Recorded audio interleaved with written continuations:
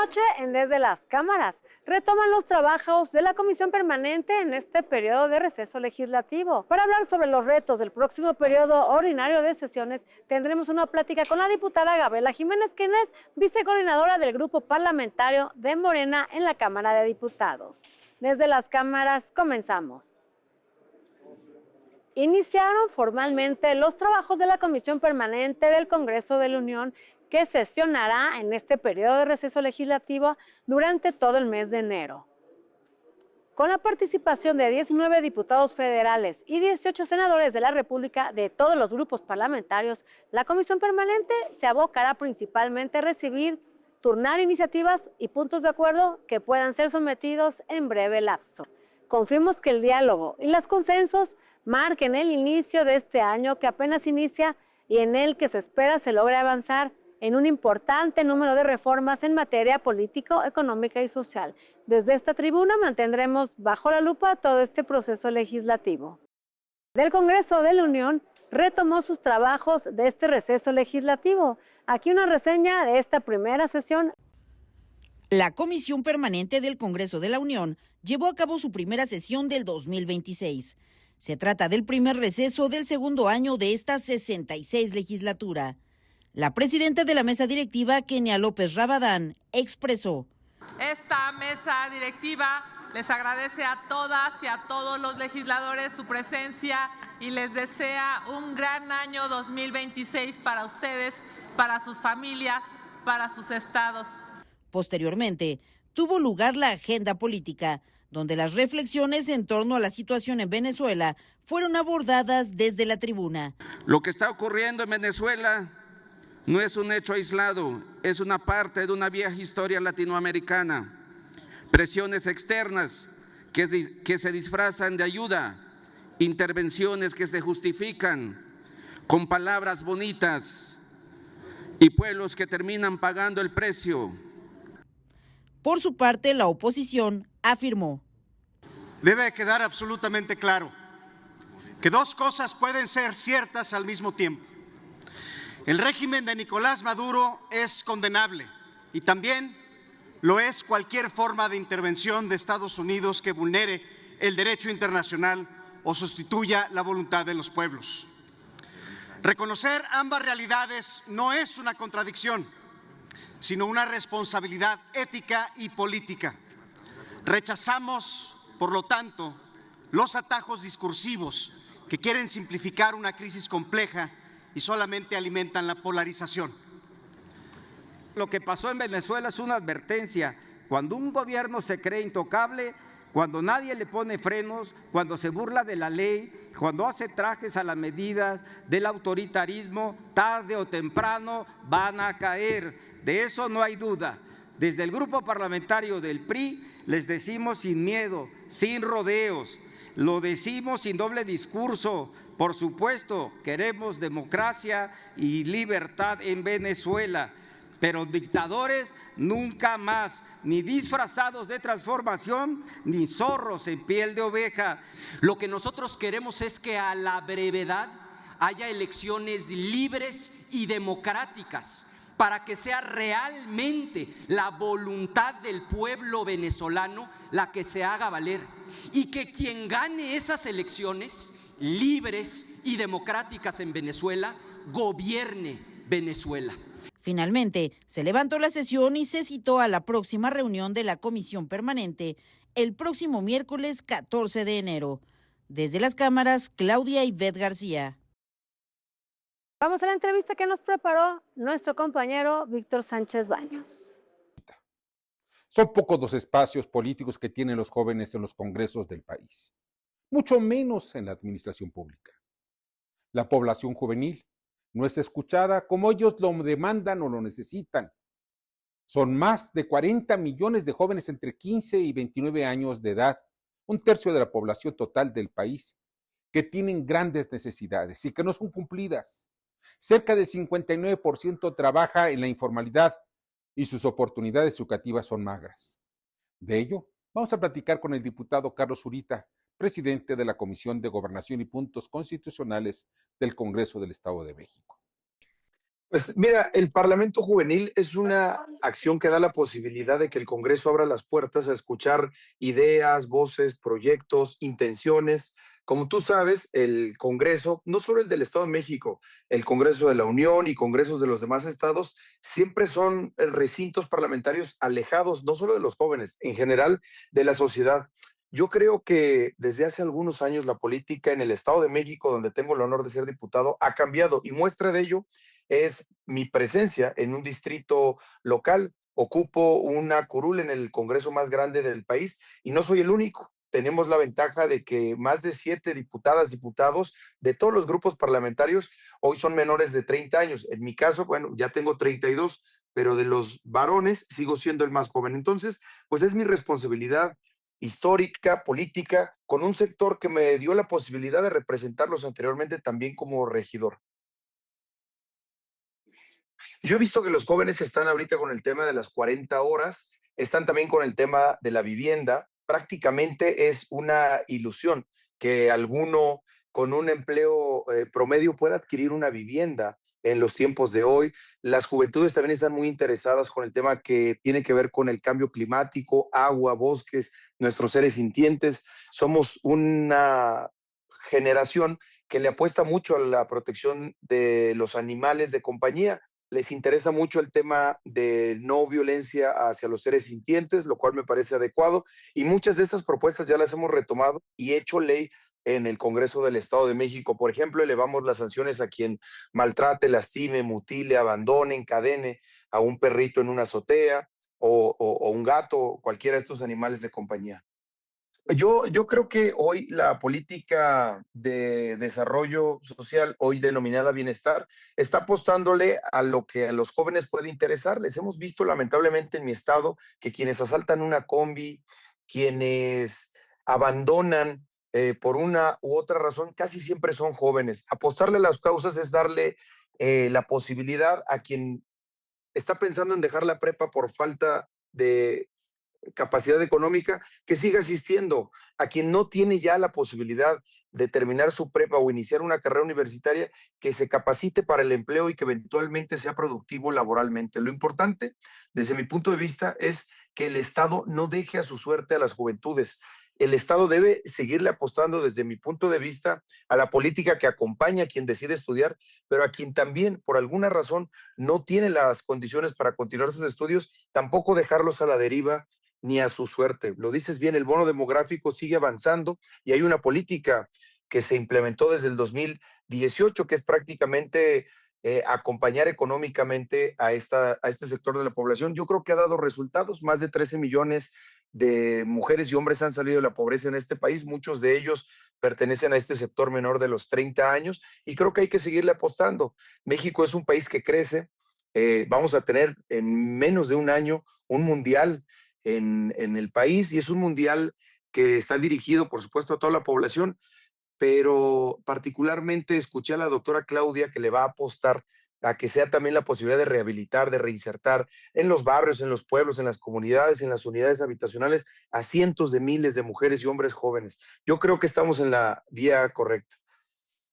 Así es, el gobierno evidentemente no es el responsable de dar empleos, pero sí de facilitar la inversión de quienes deciden confiar en mano de obra mexicana. Por cierto, aprovecho este espacio para reconocer que hoy 15 empresarios muy importantes, todas y todos mexicanos, decidieron cerrar filas junto a la doctora y decidieron sumarse a esta política de inversión, porque no basta que el joven tenga un trabajo, un empleo, sino que este sea bien remunerado, pero también las empresas requieren jóvenes calificados, con talento y capacidad para poder servir, desarrollar, crear y poder hacer este círculo del que tú hablas, que la empresa ofrezca el empleo, pero que también haya mano de obra productiva y capacitada laboralmente hablando. Yo creo que quienes han decidido continuar invirtiendo en México, sobre todo estos empresarios con dimensión social, hacen patria, porque apostarle a las juventudes de México es apostarle al futuro. Urgen espacios reales de participación política, económica, social y comunitaria, donde las juventudes no solo sean escuchados ni utilizados electoralmente, sino que contribuyan con realidad a transformar un entorno, su entorno, y generar un impacto de vida política en los municipios, en los estados y definitivamente a nivel nacional. Millones de jóvenes necesitan mayor representación, tienen necesidades de educación, habitación, atención médica, seguridad en sus escuelas, casas y centros laborales. Esa es la realidad que se necesita transformar. Por ello, necesitan ser escuchados por los gobernantes. No piden graciosas concesiones de poder, sino hechos que mejoren sus vidas. El año arranca con importantes retos en materia económico y financiera, de los cuales el Congreso será un factor determinante. Nuestro experto en temas económico-legislativos, Alicia Salgado, nos comenta algunos de ellos. Hola Adriana, ¿qué tal? ¿Cómo estás? ¿Qué tal pasaste la Navidad? Espero que muy bien, y en este inicio de año, pues un fuerte abrazo a ti y a toda nuestra audiencia. Que tengamos un año en lo personal y en lo familiar próspero, en lo laboral ni se diga, pero sobre todo con mucha salud. Bueno, comenzó el año 2026 con importantes desafíos en materia económica y financiera, porque el presupuesto aprobado el año pasado supone que este año eliminará la incertidumbre relacionada con el Tratado de Libre Comercio, que todo el año pasado permeó muchas de las decisiones de carácter privado, público y legislativo. Hoy prácticamente tenemos ya el andamiaje regulatorio legal, y se construye el andamiaje regulatorio de la reforma judicial y también de la reforma energética, que es uno de los temas relevantes para esta administración, y en particular para el sector privado y la posibilidad de coinversión o acelerar inversiones privadas. Lo primero que se tiene que saber es cómo va a ser la relación público-privada, y no ha sido la emisión de reglamentos muy acorde con lo que se anticipaba. Por lo pronto hay temas que quedaron muy pendientes. A finales del año pasado se aprobó la Ley de Economía Circular, y el primer gran proyecto para el establecimiento de una planta de economía circular pues fue obstaculizado por la decisión de los pobladores de la zona donde se iba a establecer la refinería de Tula 2, allí en Hidalgo, y al final de cuentas, pues hoy van a tener que reponer esta estrategia como en este lugar como polo de desarrollo, o iniciar una etapa de convencimiento distinto. Los legisladores han hecho muy poco trabajo, digamos, en este sentido. Y el tema más importante, evidentemente, será la revisión del Tratado México, Estados Unidos y Canadá en los pares, en el Comité de Finanzas del Senado de los Estados Unidos y en el Comité de Medios y Arbitrios de la Cámara de Representantes, que es como el equivalente a la Comisión de Presupuesto en México. Se han tomado ya decisiones para empezar a calendarizar todas las propuestas que lleve la Unidad de Negociación de los Estados Unidos, la USTR, y el Departamento de Comercio para revisar el Tratado de Libre Comercio. Esta revisión se inicia el 1 de julio, y el acompañamiento allá es muy activo, porque además normalmente coincide con el año de elecciones intermedias en Estados Unidos, y el tema tiende a polemizarse. Aunque el 98% de las opiniones que se dieron a conocer en el sistema de consulta de la USTR se muestran tanto de organizaciones sociales como de empresas, como de asociaciones de empresas, inclusive las más poderosas, mostraron la necesidad o demandaron que se mantenga el Tratado de Libre Comercio en sus términos. Prácticamente todas ellas hicieron énfasis en el BOT, pero, o sea, el mejorar el tratado, los esquemas, y haciendo énfasis en que el cambio aprobado en México en materia judicial, lo mismo que en la ley de amparo y la forma en que está operando el sistema aduanal y también la fiscalización en México, contravienen disposiciones del Tratado de Libre Comercio y obstaculizan la inversión estadounidense. Eso es lo que dijeron. Hay mucho que trabajar en este año y el legislativo tendrá que aportar su granito. Yo pongo este tema bajo la lupa desde las cámaras. Buen feliz 2026. No se vaya, porque en nuestro regreso tendremos una conversación con la diputada Gabriela Jiménez, quien es vicecoordinadora del grupo parlamentario de Morena en la Cámara de Diputados. Yo siempre he levantado la voz a favor de las mujeres, he luchado por los derechos de las mujeres, he sido una voz congruente en el tema y por supuesto creo que todas tenemos un gran compromiso de que cuando llegamos a un cargo de toma de decisiones pues tenemos que apoyar e impulsar a que lleguemos cada vez más, porque no se trata solamente de que seamos mitad y mitad, que haya paridad, sino que realmente haya igualdad sustantiva.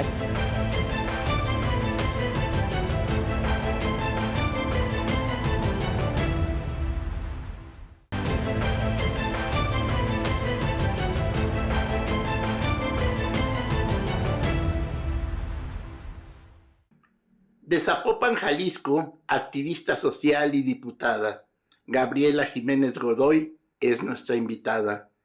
Hablará de la importancia que tiene la relación entre los tres poderes de la Unión, así como las inversiones mixtas y la importancia capital que tiene una ley para la inteligencia artificial. Hoy estamos aquí en la Cámara de Diputados con la diputada por el partido de Morena, que además es vicecoordinadora de su fracción parlamentaria, Gaby Jiménez. ¿Qué tal, Gaby? ¿Cómo estás? ¿Cómo estás, Adriana? Qué gusto saludarte a ti y a todos los que nos están viendo. Qué gusto tenerte aquí nuevamente en el programa, Gaby. Fue un año muy productivo para ti. Se aprobaron muchas iniciativas. Además, tuviste tu informe legislativo que fue muy concurrido y con muchos logros. Platícanos.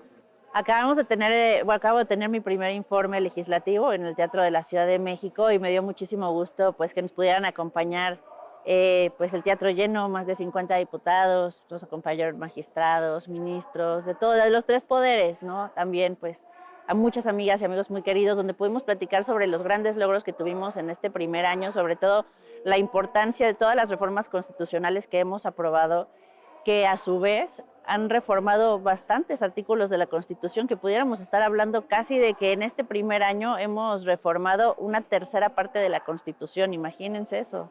Sí, un año demasiado productivo, Gaby.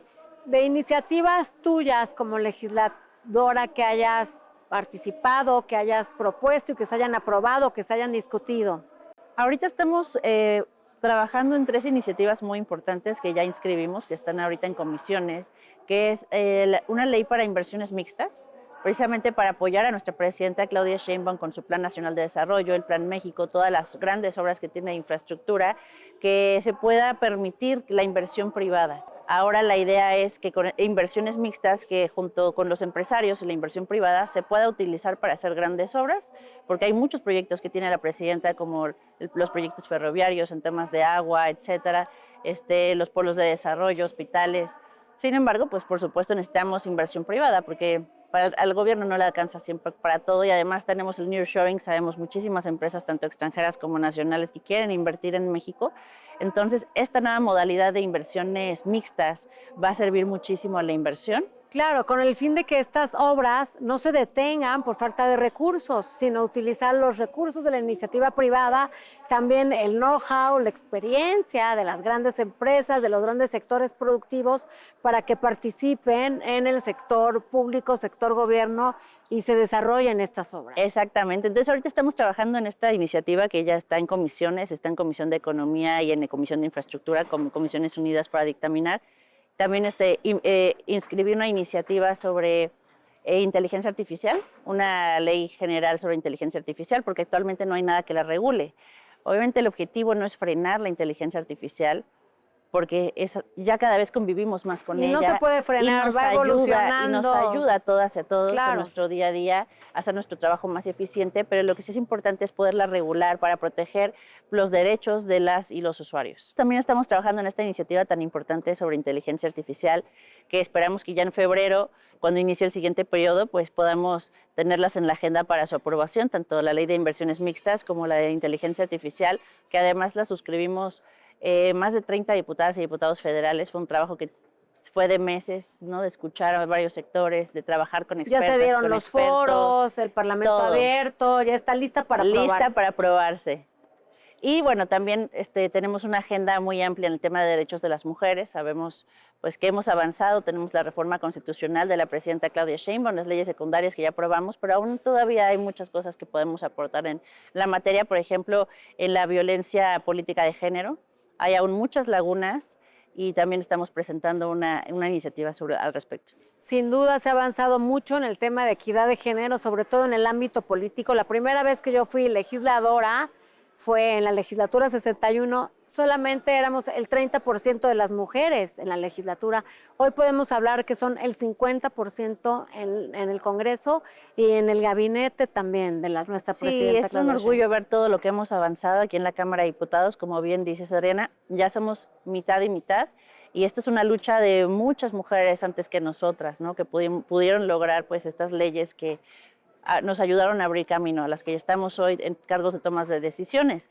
Pero además es un orgullo decirles, porque a mí me da mucho orgullo, que del 50% de diputadas que hoy habemos en la Cámara de Diputados, el grupo parlamentario con más diputadas es Morena. El 60% de nuestro grupo parlamentario está conformado por mujeres. Es muy importante y muchas felicidades que tengan. Además, tú has sido una mujer que ha apoyado a otras mujeres como vicecoordinadora de tu fracción parlamentaria. Pues yo siempre he levantado la voz a favor de las mujeres, he luchado por los derechos de las mujeres, he sido una voz congruente en el tema y por supuesto creo que todas tenemos un gran compromiso de que cuando llegamos a un cargo de toma de decisiones pues tenemos que apoyar e impulsar a que lleguemos cada vez más, porque no se trata solamente de que seamos mitad y mitad, que haya paridad, sino que realmente haya igualdad sustantiva, que en todos los niveles de toma de decisiones estemos las mujeres. Y sin embargo, aún faltan muchos temas por legislar. La seguridad de las mujeres, aún no nos sentimos tan seguras en este país, Gaby. No solamente el tema de la seguridad, también la protección, ¿no? Tenemos que seguir avanzando en la capacitación. Yo, por ejemplo, como vicecoordinadora del grupo parlamentario de Morena, he estado trabajando en todo este año también en generar talleres y capacitaciones para nuestra bancada en temas de género, en temas de violencia política, talleres obviamente en temas de presupuesto, muchas capacitaciones, formación política, porque yo creo que debemos de seguirnos preparando, debemos de seguirnos capacitando para dar lo mejor de nosotros para México. Por supuesto, Gaby. Este periodo que pasó de sesiones fue muy productivo. Se aprobaron varias iniciativas importantes, entre ellas la ley de extorsión, que antes no era delito grave. Hoy ya podemos decir que la extorsión es delito grave. Y además que se persigue de oficio, que yo creo que eso es lo más importante, porque hay muchísimas personas que hoy viven extorsión, no denunciaban por miedo a represalias. Si te estabas teniendo un cobro de piso, por ejemplo, pues no querías ir a denunciar. Pero hoy que ya se persigue de oficio, ya no tienes que correr tú ese riesgo. Por supuesto. Otra ley que se aprobó, que bueno, fue polémica, la Ley Nacional de Aguas, en donde le dan derechos a los campesinos. Se decía que les quitaban derechos, pero Morena dice que le dan derechos. Platícanos tu punto de vista. Hubo muchísima desinformación con respecto a esta nueva Ley General de Aguas, porque nosotros lo que queremos y lo que hicimos fue precisamente poder garantizar que el acceso al agua sea para todas y para todos. Había muchas concesiones que se dieron en gobiernos pasados del PRI y del PAN, donde muy pocas personas acaparaban un gran porcentaje de concesiones. Entonces muchos municipios no recibían agua porque la tenía un privado acaparada por abuso de poder, por abuso de autoridad, por corrupción, por lo que fuera, se le había dado una concesión. Y entonces eso hacía que no tuvieran agua alrededor. Ahora lo que se va a hacer es revisar las concesiones. Por supuesto, no se va a afectar a los productores. Es falso que se iba a meter a la cárcel o a castigar a los que tomaran agua de los pozos o la trasladaran, porque el objetivo no es perseguir agricultores ni ir tras ellos para nada. El objetivo es ir contra el huachicol del agua, ¿no? Contra estas grandes, esta delincuencia organizada, porque podemos decir que es delincuencia organizada también, que hoy se están robando el agua de todas y de todos los mexicanos. Lo que queremos es que el agua llegue a todas y a todos. Porque es un derecho humano que está constado en nuestra Constitución. Sin agua no podemos vivir y sabemos que en el mundo el cambio del medio ambiente, etcétera, está afectando el tema del agua en todo el mundo, no solo en México, y también esta ley apoya a cuidar nuestros mantos acuíferos, a protegerlos. Es muy buena para México, así que revísenla bien y no caigamos en desinformación. Yo creo que eso es algo muy importante. Otra ley que causó polémica porque se hablaba de una ley punitiva que persigue a los jóvenes, que además es muy importante, es la ley del... Lo que tú comentas es muy importante, Adriana. Yo soy madre, tú eres madre, Muchos aquí tenemos hijos adolescentes o hijos jóvenes y sabemos el gran daño que causa la salud de nuestros hijos, pero no solo el daño y la adicción, que es fuerte. Más que el tabaco. Además, causa muchísima adicción, pero no solo es eso, sino que los vapeadores no saben qué estás fumando. O sea, en realidad no sabes ni siquiera qué es lo que están fumando, porque un cigarro por lo menos lees en la caja que tiene nicotina, alquitrán y lo que traiga, tabaco. Pero en un vapeador, pues no sabes en realidad qué fumas. Pero algo importante también para aclarar, ¿por qué lo íbamos a hacer ahora con los vapeadores cuando sabemos que la mayoría de los consumidores son jóvenes? Nosotros lo que queremos es frenar la compra, la venta, la importación, la distribución, pero no vamos a castigar el consumo. Sobre todo lo más importante en el tema de salud es la prevención. Nosotros tendríamos que llenar los hospitales de jóvenes o de niños o de personas si no atendemos la obesidad, la diabetes, la hipertensión a tiempo. Por supuesto, el Estado pues tiene que promover la salud además de garantizar la salud, promoverla. Pero desde la prevención, que es lo más importante. Gaby, pues muchas gracias. Se nos acabó ya el tiempo, muchos temas de interés, pero gracias por estar aquí con nosotros y nos da mucho gusto que empieces este año tan productiva y con tantos logros. No, muchas gracias a ti, Adriana, a todas. Un saludo, feliz año nuevo, que este 2026 que estamos empezando sea un año con muchos logros, con muchas bendiciones para todas y para todos, y sepan que en Morena, en nuestra bancada, este periodo que estamos por iniciar, vamos a tener mucho trabajo, vamos a trabajar una agenda prioritaria para que seguir avanzando en favor de nuestro país. Vienen grandes retos a nivel internacional. Aprobamos también la ley de importaciones y exportaciones para proteger al consumo nacional, a nuestros productores, nuestros manufactureros, pero así seguiremos trabajando a favor de todos los sectores de nuestro país, así que estén pendientes de este nuevo periodo que está por iniciar. Gracias, Gaby. Se nos acabó el tiempo, pero no dejen de vernos próximo jueves en el único programa de la televisión que pone bajo la lupa el quehacer legislativo.